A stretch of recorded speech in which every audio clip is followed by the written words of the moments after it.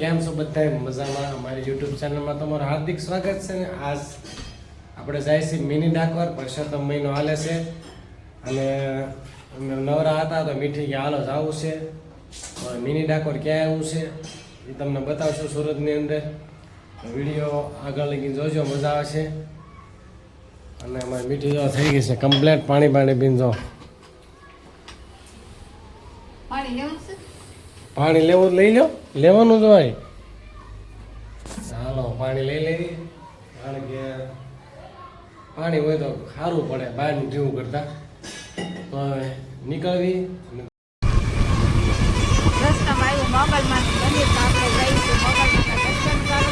આય શ્રી મોગલમાં તો આવી ગયા છે પીપોદરા. જો રસ્તામાં આવ્યું તો દર્શન કરતા જાય. રસ્તામાં આવ્યું છે પીપોદરા તો આપણે મોગલમાના દર્શન કરતા જાય. જો જય મા મોગલમાં.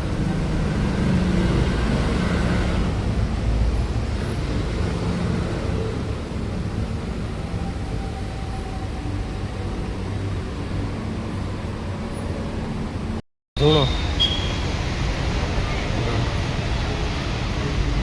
તમને બતાવો.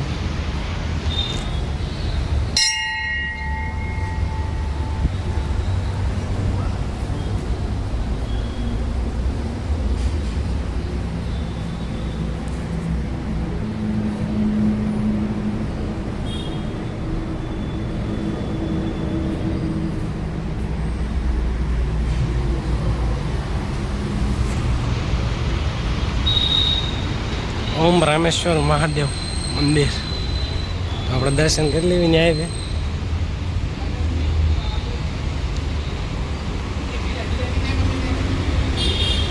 દર્શન બહારથી કરવાના છે કારણ કે મારું છે તાળું.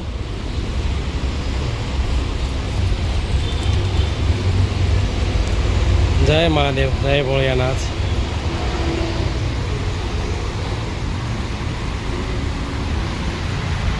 રોડ ટસ જ આવેલું છે ભાઈ. સુરતમાં રહેતા હશે અને ખ્યાલ હશે. તાળું માર્યું છે. મિની ડાકોર આવો ને એટલે આવો નજારો મળે જોવાનો. મસ્ત મજાનું છે. કારણ કે આ વાડી વિસ્તાર જેવું જ છે, બધી વાડી જ છે. કુડસદ ગામ કહેવાય.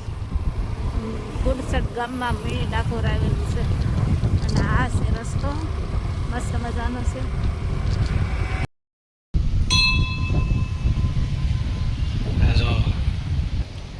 કાના ભગવાન હોય એટલે ઉપાધિ જ ન હોય. જો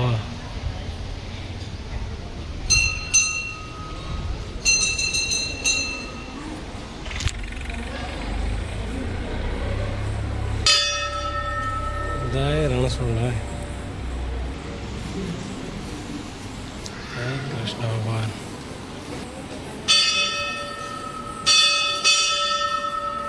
સરસ મૂર્તિ છે કૃષ્ણ ભગવાનની અને એકથી હારા શણગાર સજાવ્યા. જો સરસ મંદિર છે, મૂર્તિ સરસ. કૃષ્ણ કાના ભગવાન હિસકો નાખે છે અમારે.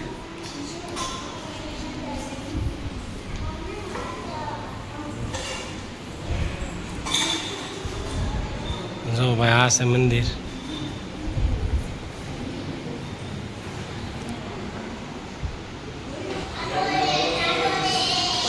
જો ભાઈ પંખાનો પવન આવે છે પણ તમને બતાવું આખું મંદિર.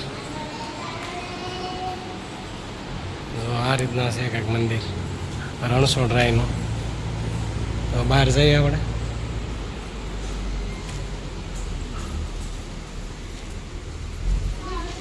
જગ્યા સરસ છે ભાઈ.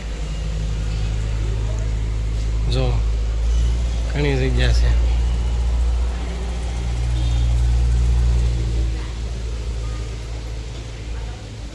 જો પીપળો કેટલો સરસ છે, એકદમ લીલો. આમે હનુમાન દાદા હોય એવું લાગે છે તો આપણે જઈએ ને. અને આમે એક મંદિર છે, સરસ મંદિર છે ને.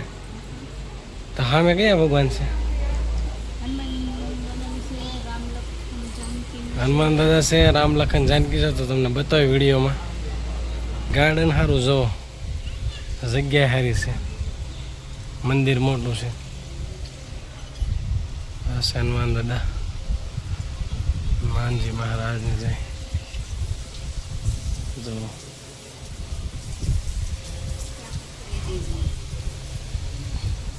એ કાકા એક બેઠા છે, ચંદુ કાકા કહીને, એને આપણે પૂછ્યું હતું કે આનો ઇતિહાસ શું છે.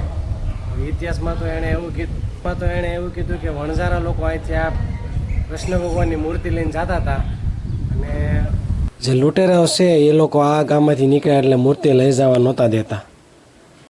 અહીંયા એને વણઝારા આ જગ્યાએ મૂર્તિ દાટી દીધી, અને પછી એ વણઝારા વૈયા ગયા.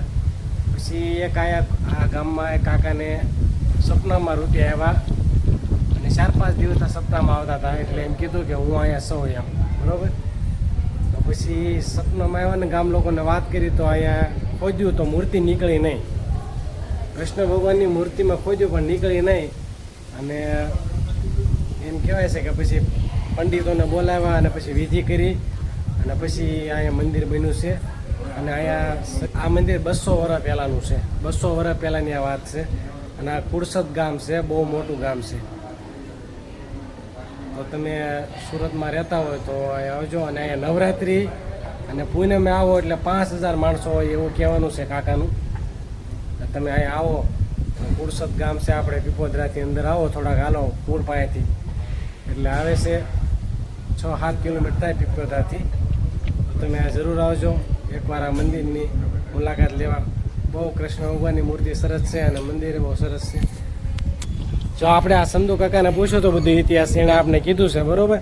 અને સરસ મંદિર છે, જો આ ગાર્ડન છે અહીંયા, અને આ ગામ બહુ મોટું છે એવું સંધુ કાકાનું કહેવું છે, બરાબર. તો પૂનમે અહીંયા 5000 માણસો હોય, ખીચડીનો સાંજે પ્રસાદ હોય, ચા હોય, ચા હાથે લઈ લેવાની. તો બહુ સરસ મંદિર છે. તમે સુરતમાં રહેતા હો અને ન જોયું, આ મિની ડાકોર કહેવાય છે, તો એકવાર દર્શન કરવા જરૂર આવજો. હજી કામ ચાલુ છે, પણ બની જાય એટલે સરસ લાગશે. કેમ? અને ભાઈ અહીંયા એવું કહેવાય છે કે અહીંયા જે વાવ હતી ને, વણઝારણ વાવ નામ હતું, એ અત્યારે તો બંધ કરી દીધી, 30 વર્ષ પહેલાંની વાત છે. તો એ વાવને બંધ કરવા માટે, પાણી ખેંચવા માટે 4 મશીન લાવ્યા હતા, અને 48 કલાક હાલ્યા હતા, એક ટીપું પાણીનું ઓછું નહોતું થયું. વિચાર કરો, આ એનો મહિમા સારો છે. અને અહીંયા શાંત વાતાવરણ છે, બહુ મજા આવે એવું છે. જો મંદિર તમને આખું બતાવો આ રીતે. જો આ આખો નજારો છે મંદિરનો, ગાર્ડન બધું આવી જાય. જો તો સુરતમાં આપણે રહેતા હોય તો દર્શન કરી જવા રણછોડરાયના. અને આ નવરાત્રિ મેં તમને કીધું, નવરાત્રિના જન્માષ્ટમી બહુ સરસ ઉજવાય છે, તો દર્શન કરી જાજો રણછોડરાયના.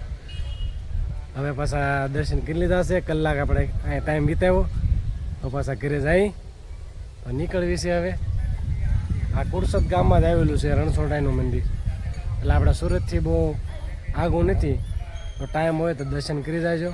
બહુ સરસ ગામ છે, અને બહુ સરસ મંદિર, અને મંદિર કરતાં મૂર્તિ મને બહુ ગમી. તો એ હવે છે ઘરે હવે, અને આવીને તરત દીવાબત્તી કરી નાખ્યા હતા, કારણ કે દીવાબત્તી ટાણું થઈ ગયું હતું. અને અમારે મીઠી રસોઈ બનાવવા મૂકી દીધી છે, જો.